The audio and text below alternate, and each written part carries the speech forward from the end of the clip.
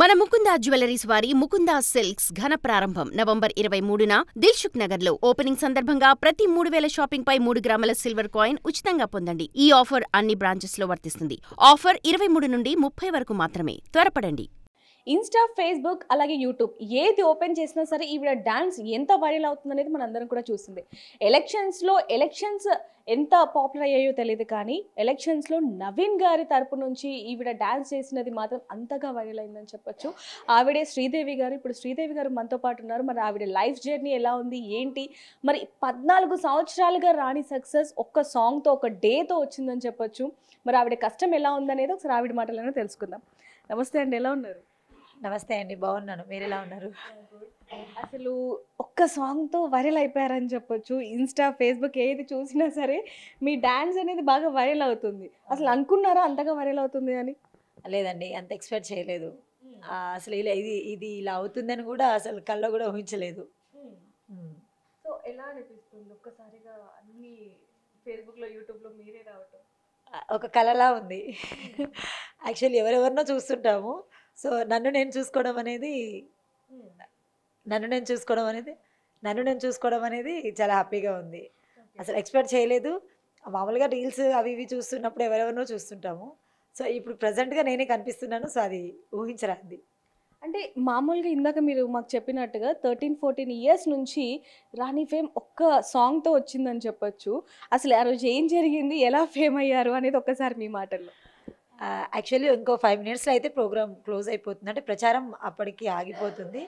So ఆ టైంలో కింద ఉన్న కార్యకర్తల ఉత్సాహాన్ని చూసి వాళ్ళని ఇంకొంచెం ఆనందపరిచ చేయాలని చెప్పేసి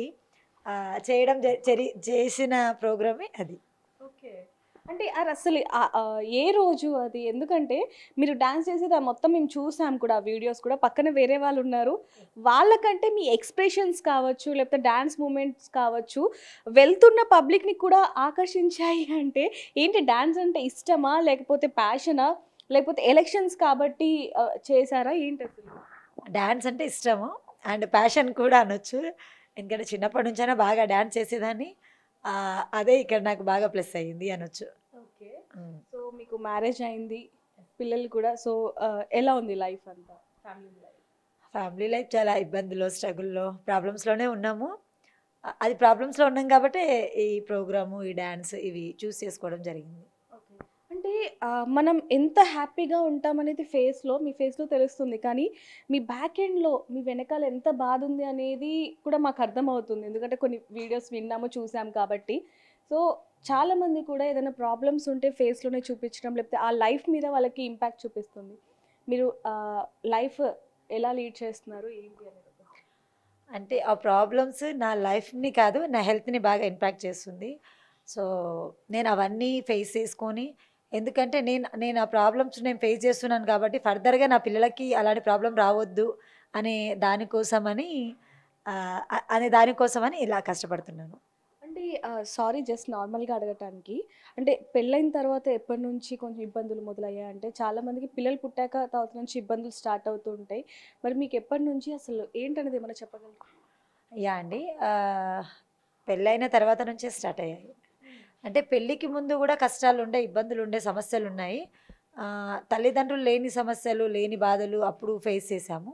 పెళ్ళైన తర్వాత బరువు బాధ్యతలు, ఫైనాన్షియల్ ఇబ్బందులు, సపోర్టింగ్ లేకపోవడము, తర్వాత పిల్లలు, వాళ్ళకి స్టడీస్, వాళ్ళ హెల్త్, వాటి కోసమని నేను ఇలా చేయాల్సి వచ్చింది, బయటికి రావాల్సి వచ్చింది. అంటే పిల్లల విషయానికి వస్తే, ఇటువైపు మీరు డబ్బు సంపాదించాలంటే బయటికి వెళ్ళాల్సిందే, అటువైపు మన పిల్లల్ని చూసుకోవాలి. రెండింటిని ఎలా బ్యాలెన్స్ చేస్తారు? పిల్లల్ని ఎవరైనా చూసుకుంటున్నారా?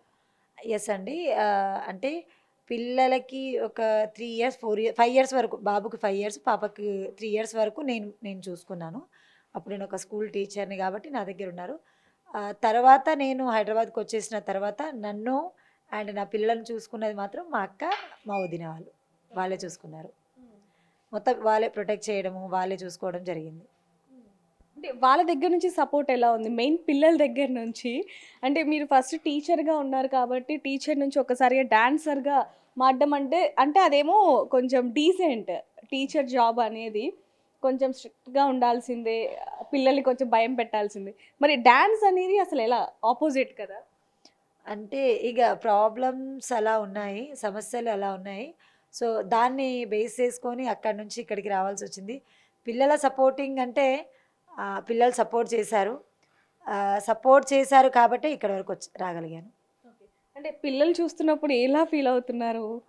పిల్లలు మీ వీడియోస్ కానీ ఇప్పుడు పాపులర్ అయ్యారు కాబట్టి ఈ ఒక్క సాంగ్తో, అంటే ఇంతకు ముందు నుంచి కూడా మీరు కష్టపడుతున్నారు కానీ ఇప్పుడు ఏమంటున్నారు పిల్లల దగ్గర నుంచి? ఎలాంటి రెస్పాన్స్? అంటే నేను మీకు ఇంకొకటి ఏంటంటే, ఈ 13 ఇయర్స్ అంటే రేపు డిసెంబర్ వస్తే 14 ఇయర్స్, ఇప్పటి వరకు నేను కండక్ట్ చేసిన వేల ప్రోగ్రామ్స్ ఉండొచ్చు, నా ప్రోగ్రామ్స్ ఎప్పుడు నా పిల్లలు చూడలేదు. వాళ్ళు రారు, నా కష్టాన్ని వాళ్ళు ఎప్పుడు చూడలేదు. రమ్మని పిలిచిన ఇన్కేస్ ఇంటికి దగ్గరలో ఉంది రామ్మా అన్నా కూడా పాప రాదు, బాబు రాడు. సో మీరు అన్నట్టుగా పిల్లలు అంటే మీ దగ్గరికి రారు, మీరు కష్టపడేటప్పుడు చూడలేను అని చెప్పారు. అసలు వాళ్ళ ఏజ్ ఎంత ఉంటుంది, అసలు ఎందుకు చూడలేను అంటే రారు అని ఎందుకు అంటున్నారు? ఎందుకు అంటే బాబుకి 18 ఇయర్స్, పాపకి 15 ఇయర్స్. సో పెద్దవాళ్ళు, వాళ్ళు చిన్నగా ఉన్నప్పుడు I mean 4th class 3rd class ఉన్నప్పటి నుంచి నా ఇబ్బందులన్నీ వాళ్ళ కళ్ళతో చూశారు. చూసిన తర్వాత వాళ్ళు ఏంటంటే వాళ్ళు ఓన్గా నిర్ణయించుకున్నారు, మమ్మీని మనం ఇబ్బంది పెట్టొద్దు అలా అని చెప్పేసి. ఇద్దరు గవర్నమెంట్లో గురుకుల ఎగ్జామ్స్ రాసి 10th వరకు వాళ్ళిద్దరు గురుకులలో చదువుకోవడము, తర్వాత వాళ్ళు ఎప్పుడైనా ఫెస్టివల్స్కి ఇంటికి వచ్చినప్పుడు కూడా నేను వాళ్ళతో టైం స్పెండ్ చేయకపోవడము, అండ్ ఇవన్నీ వాళ్ళు చూశారు. సో నువ్వు మా కళ్ళ వెనకాల పడుతున్న కష్టాలు చాలు, మేము వచ్చి చూసి అది ఫేస్ చేయలేము అనే కాన్సెప్ట్తో ఇద్దరూ రారు. అంటే బాబు కొంచెం ఈ మధ్య సపోర్టింగ్గా ఉన్నాడు, ఎందుకంటే ఇప్పుడు డిప్లొమా 3rd ఇయర్. సో హాలిడేస్లలో కొంచెం ఇక్కడ ఇప్పుడు ఇంటర్వ్యూస్లో కూడా తనే వచ్చి తీసుకురావడం అలా తనే సపోర్టింగ్గా ఉన్నాడు. అంటే మామూలుగా మీరు హస్బెండ్ ఎక్కడుంటారు ఏంటి, మీ హస్బెండ్ ఏం చేస్తారు ఒకసారి హస్బెండ్ గురించి చెప్పండి. హస్బెండ్ వచ్చేసి ఫ్లెక్సీ బ్యానర్లు కడతారు. సో తన వర్క్ ఏంటంటే ఎక్కడ ఆర్డర్ వస్తే అక్కడికి వెళ్ళి చేయడం. సో ఆ పర్పస్లో తనను పికపింగ్ డ్రాపింగ్లో కొంచెం కుదరదనమాట. సో నేను డేలో వర్క్లో ఉంటే తను తన నైట్లో ఉంటే నేను డేలో, అంటే మాకు వర్క్ ఏ టైంలో వస్తుంది ఎక్కడ వస్తుంది అనేది తనకి క్లారిటీ లేని జాబ్, నాది క్లారిటీ లేని జాబ్. సో దాన్ని బేస్ చేసుకొని మేము ప్రొసీడ్ అవుతుంటాం. స్టిల్ ఇప్పుడు ఆయన వేరే వర్క్లో ఉన్నారు కాబట్టి బాబు ప్రొటెక్ట్ చేస్తున్నాను నన్ను. అంటే ఇప్పుడు మామూలుగా టీచర్ నుంచి ఒకసారిగా డాన్సర్గా రావటం జరిగింది. సో అంటే డాన్స్ నేర్చుకున్నారా లేకపోతే సడన్గా ఈ ఎలక్షన్స్ దాంట్లోనే అసలు ఎలా ఆఫర్ వచ్చింది, ఎక్కడ చేశారు ఫస్ట్ టైం? బేసిక్గా నాకు స్కూల్లో నుంచి డాన్స్ అంటే ఇష్టము. దాని తర్వాత పరిస్థితుల అనుకూలంగా డాన్స్ ఫీల్డ్కి రావాల్సి వచ్చింది. రావడంతోనే అంటే నేను చేసేది ఫోక్ స్టైల్ కాబట్టి ఫోక్ స్టైల్ వేరు, మూవీ సాంగ్స్ వేరు. అప్పుడు అంటే నేను క్రిస్టియన్స్లో ఉండేదాన్ని కాబట్టి ఆ స్టైల్ వేరు, ఈ స్టైల్ వేరు. ఈ ఫీల్డ్కి వచ్చిన తర్వాత ప్రవీణ్ అని అండ్ శ్రీరామ్ అన్నయ్య అని వీళ్ళు నాకు సపోర్ట్ చేశారు. ఇట్లా సపోర్ట్ చేస్తూ సునీత అక్క కానీ, విజయశ్రీ అక్క కానీ, కవిత అక్క కానీ వీళ్ళ సపోర్టివ్ నుంచి వంగ శ్రీనివాస్ గౌడ్ సార్ దగ్గర చేరుకున్నాను. అక్కడ నుంచి చాలామందితో వర్క్ చేశాను, చాలామందితో ట్రావెల్ చేశాను.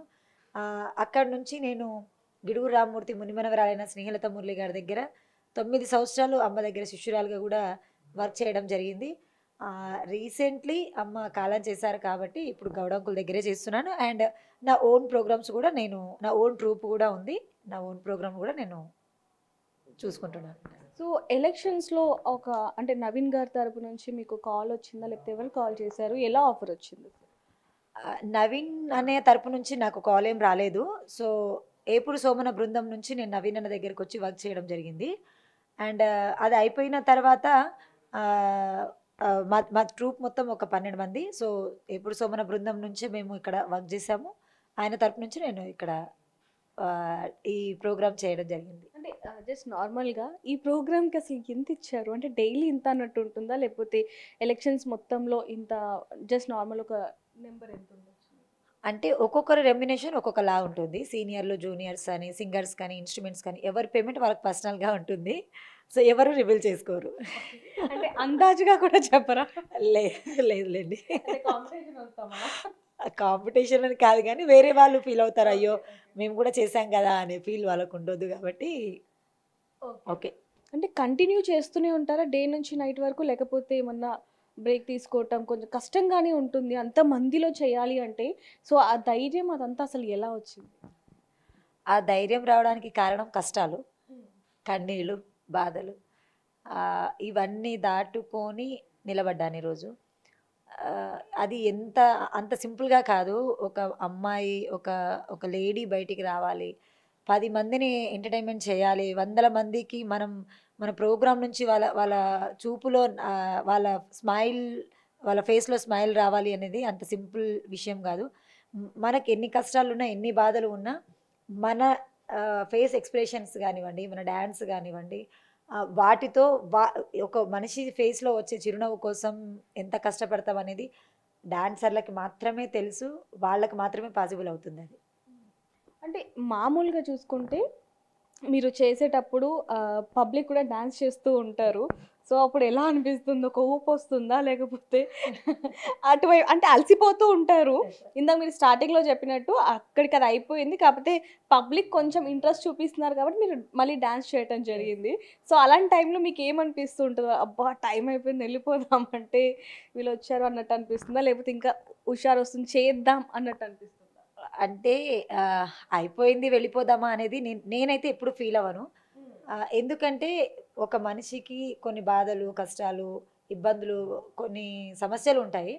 సో, ఒక ప్రోగ్రామ్ దగ్గరికొచ్చినప్పుడు వాళ్ళకి ఆ 3 గంటలు వేరే స్వర్గానికి తీసుకెళ్తారు. అంటే ఆ టైంలో వాళ్ళ బాధలు, కష్టాలు, కన్నీళ్ళు అన్నీ మర్చిపోతారు మాక్సిమమ్. 99% ప్రతి ఒక్కరు నవ్వుతూ, హాయిగా ఎంజాయ్ చేస్తూ వెళ్తారు.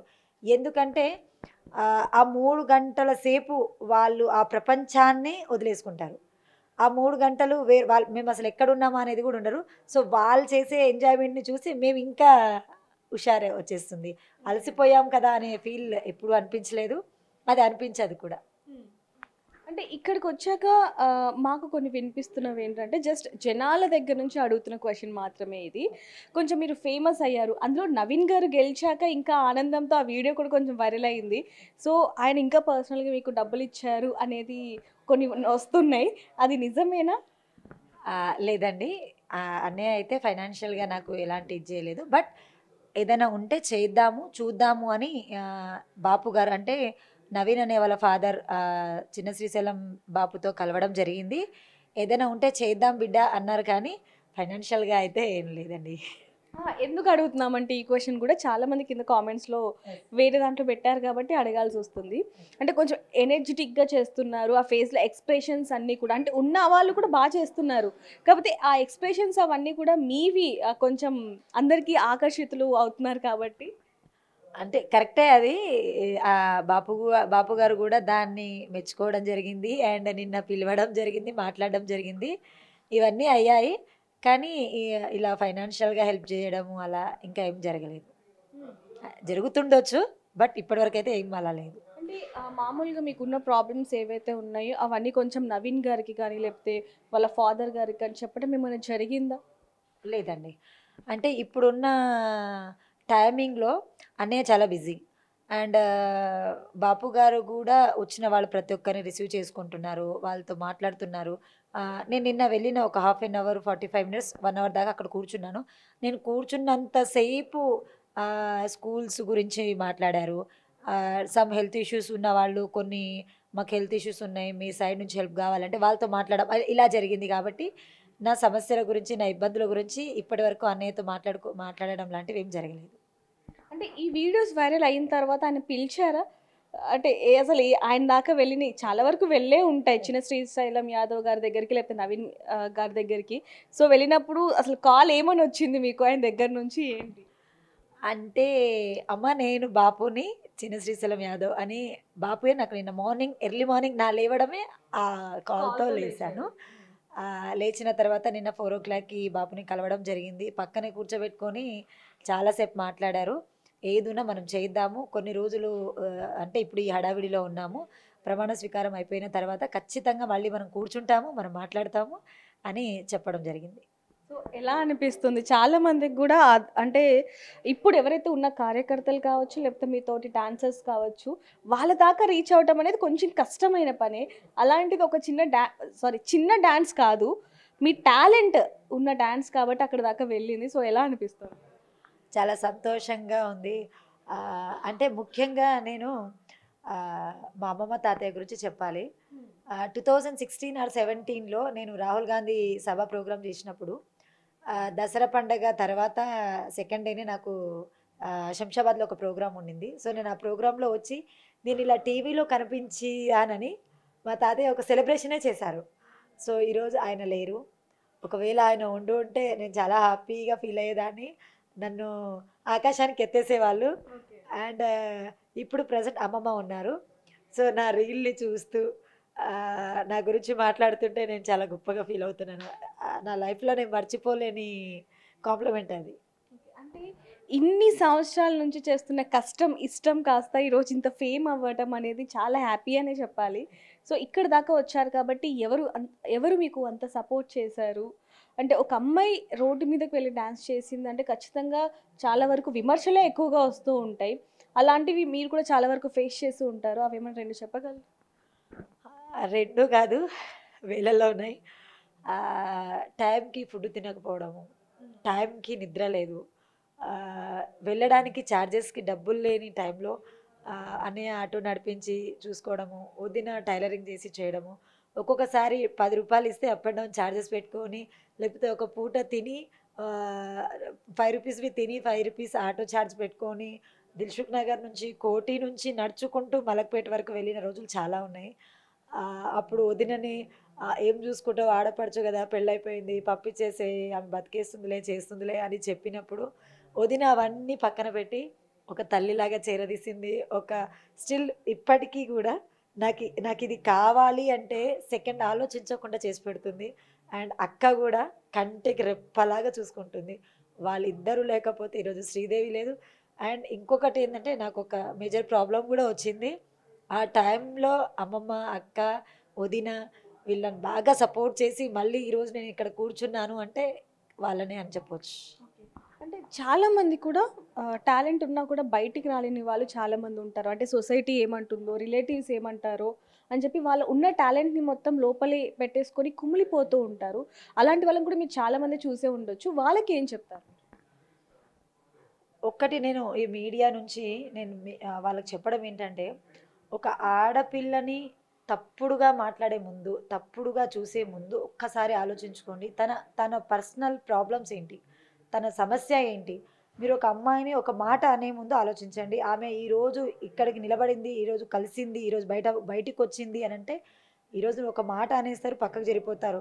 ఆ మాట నుంచి ఆ అమ్మాయి ఎంత ఇబ్బంది పడుతుంది అనే దానికి కొంచెం ఆలోచించాలి. ఎందుకంటే అలాంటి ప్రాబ్లం నేను చాలా ఫేస్ చేశాను. నేను మా అనేవాళ్ళు కూడా అవి విని నేను ఇంకొకటి చెప్పాలి. మధ్య మడుగులో నేను ఒక ప్రోగ్రామ్ చేశాను ఒక 4-5 ఇయర్స్ బ్యాక్. ఫ్యామిలీ టూర్తో వెళ్ళి మధ్య మడుగులో ఒక ప్రోగ్రామ్ చేశాను. నెక్స్ట్ డే మార్నింగే కొంతమంది ఫోటోలు దిగడము, సెల్ఫీలు దిగడము అలా చాలా జరిగాయి. అప్పుడు కొంతమంది ఎలా అయితే నన్ను పాజిటివ్గా చూశారో, కొంతమంది నెగిటివ్ కామెంట్లను చూసి మా అన్నయ్య ఉండి ఇంకెన్ని రోజులు ఈ కష్టం నా చెల్లెలకి అని చెప్పుకొని బాధపడ్డ సందర్భాలు కూడా చాలా ఉన్నాయి. కాబట్టి ప్లీజ్ దయచేసి నేను అందరికీ రిక్వెస్ట్ చేస్తున్నాను ఏంటంటే, మీరు ఒక మాట అనే ముందు, ఒక కామెంట్ చేసే ముందు, ఒక ఆడపిల్ల గురించి కొంచెం ఆలోచించి కామెంట్ ఇవ్వాలి, ఆలోచించి మాట్లాడాలి. సరే తను ఏదైనా చేస్తుంది అంటే దాని వెనకాల ఖచ్చితంగా బలమైన కారణం ఉంటుంది. ఆ కారణం గురించి కనుక్కొని నిజంగానే ఆమె ఏ బాధలో ఉందో ఆ బాధను తీర్చడానికి ప్రయత్నించాలి, కానీ బాధను రెట్టింపు చేయడానికి ప్రయత్నించొద్దు. నా జీవితంలో అది చాలా జరిగింది. అనుభవంతో చెప్తున్నాను. ఎవరైనా సరే ఖచ్చితంగా మీరు ఆలోచించి మాట్లాడాల్సిందిగా కోరుతున్నాను. అంటే ఇప్పుడు ఈ ఇంటర్వ్యూ తర్వాత లేకపోతే ఆ డాన్స్ వీడియో తర్వాత మీకు ఆఫర్స్ ఏమైనా వచ్చాయా? వచ్చాయండి. నిన్న ప్రమోషన్ చేశాను నిన్న. అండ్ కొన్ని కాల్స్ వచ్చాయి. కొన్ని పెద్దవాళ్ళ దగ్గర నుంచి కూడా మా సాంగ్కి ప్రమోషన్ చేయాలమ్మా మీరు అని కాల్స్ వచ్చాయి. అండ్ మూవీస్ నుంచి కూడా ఛాన్స్ వస్తాయి. అండ్ అది మాకు కావాల్సింది. పెద్దవాళ్ళు అన్నారు, ఎవరు ఆ పెద్దవాళ్ళు? అలాగే మూవీస్ నుంచి అన్నారు, ఏంటి ఆ మూవీస్ అనేది మాకు ఇప్పుడు తెలియాలి. ఎవరు ఆ పెద్దవాళ్ళు? అంటే శ్రీశైలం యాదవ్ బాపు గారే ఖచ్చితంగా నీకు సినిమాలలో చాయిస్ ఉంటుంది, కంపల్సరీ వస్తుంది అని మాట్లాడారు. అండ్ ఇంకొంతమంది పేరు ఇప్పుడే వద్దు, కావాలి మాకు మెయిన్ ఆ పేరే కావాలి. సో ఆ పేరు చెప్పండి, కొంచెం ఇంటి ఇవ్వండి లేకపోతే. అంటే ఒక ప్రొఫెషనల్ సింగర్, రైటర్ అని చెప్పొచ్చు, సింగర్ అని కూడా చెప్పొచ్చు. పేరుగాంచిన ఈ ఈ మధ్య కాలంలో పేరుగాంచిన సింగర్స్లో రైటర్స్ల దగ్గర నుంచి కాల్స్ వచ్చాయి. మీరు రావాలి అమ్మా అంటే ఖచ్చితంగా నేను చేస్తానన్నా అని మాట్లాడడం జరిగింది. అంటే ఎవరు ఆ సింగర్స్, ఎవరు ఆ రైటర్స్, ఈ కాలంలో ఈ మధ్య కాలంలో ఫేమ్ అయిన వాళ్ళు ఎవరు అనేది చిన్న మీరు హింట్ ఇచ్చినా మా వాళ్ళు తెలుసుకుంటారు. సో కొంచెం త్వరలో నేను అది రివీల్ చేస్తాను. అండ్ సెకండ్ టైం మిమ్మల్ని ఇబ్బంది పెట్టకుండా చెప్పేస్తారా? ఇన్ టైంకి వచ్చి మీకు ఇంటర్వ్యూ ఇస్తాను, మిమ్మల్ని ఇబ్బంది పెట్టకుండా. సో చూశారు కదా, ఒకే ఒక్క సాంగ్తో ఫేమ్ అయింది అనుకుంటున్నాం, కానీ ఆ 13 ఏళ్ల కష్టం ఏ విధంగా ఉందని తనకు మాత్రమే తెలుసు అని చెప్పొచ్చు. ఒకవైపు నుంచి ఆర్థికంగా వెనకబడి ఉన్నప్పటికీ కూడా తన కష్టాలకి కాలానికి ఎదురు వెళ్ళి తను ఈరోజు ఈ స్థాయికి వచ్చిందని చెప్పొచ్చు. సక్సెస్ ఎప్పుడు వస్తుందని ఇది ఎవరని చెప్పలేము. ఒక్క సక్సెస్తో తన లైఫ్ కూడా చేంజ్ అయింది. ఇప్పుడు సినిమాల్లో ఆఫర్స్ వస్తున్నాయి, డైరెక్టర్స్ నుంచి డాన్స్ పరంగా అన్నిటి పరంగా కూడా ఆఫర్స్ వస్తున్నాయి అని చెప్పొచ్చు. మరి ఇందాక తను చెప్పినట్టు ఎవరు ఆ డైరెక్టర్ అనిపిస్తుంది మీకు, అండ్ అలాగే ఎవరు డాన్సర్స్ ప్రొడ్యూసర్స్ కూడా ఉన్నారని చెప్పి తెలిసింది. సో ఎవరు అనేది కూడా మీరు కింద కామెంట్ చేయండి. మరిన్ని వార్తల కోసం చూస్తూనే ఉండండి బిగ్ టీవీ.